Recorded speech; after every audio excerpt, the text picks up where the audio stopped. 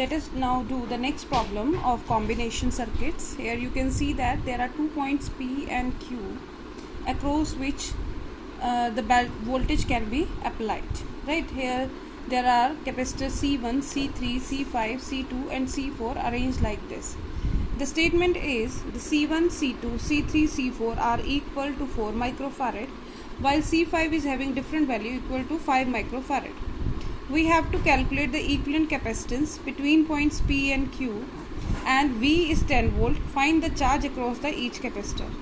Now to find the charge across each capacitor, firstly we have to find out the equivalent capacitance. Now it is very difficult to find out the equivalent capacitance of such circuits. So for this we have to simplify it. To understand this, as I told you in the previous numerical problem, that we have to move from the single point and then go forward.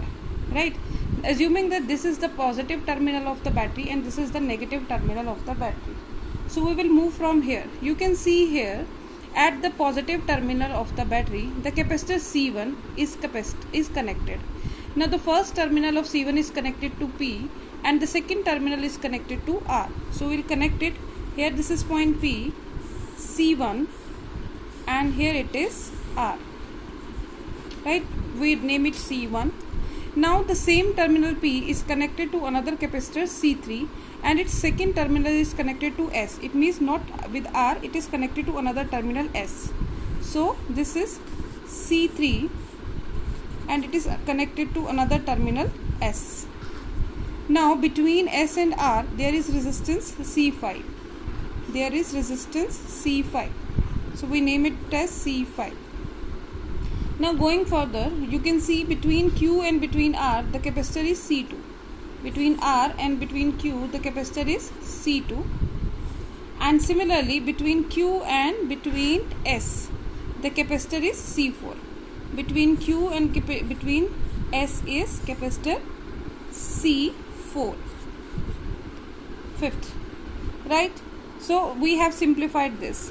Now we will arrange this as a bridge.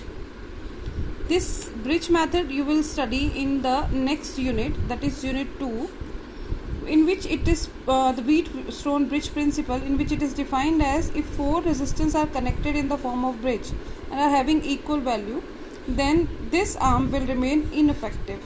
Now here this is C1, this is C2, this is C3, this is C1, C3, C2 and C4.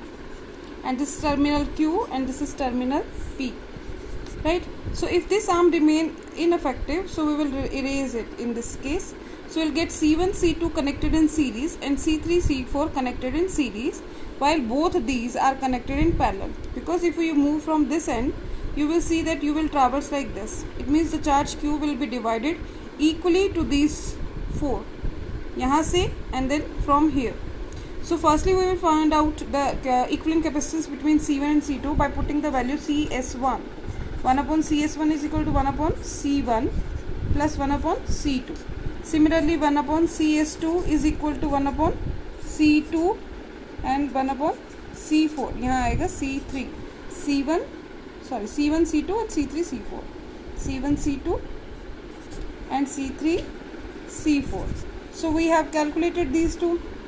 So from this we can find out CS1 and CS2. Now this CS1 and CS2 is parallel to each other. So the net capacitance CP is equal to CS1 plus CS2. So we can find out the equivalent capacitance. Now the charge is equally shared between these. You can see here across this series CS1 the voltage is 10 volt. Right? And across CS2 is also voltage is 10 volt. So using the formula Q is equal to CV. C is the CS1 and V is 10 volt. We can find out Q across these two capacitors, and similarly Q2 can be found out by using CS2 into 10 volt. Hence we can find out the capacitance across the charge across these capacitors.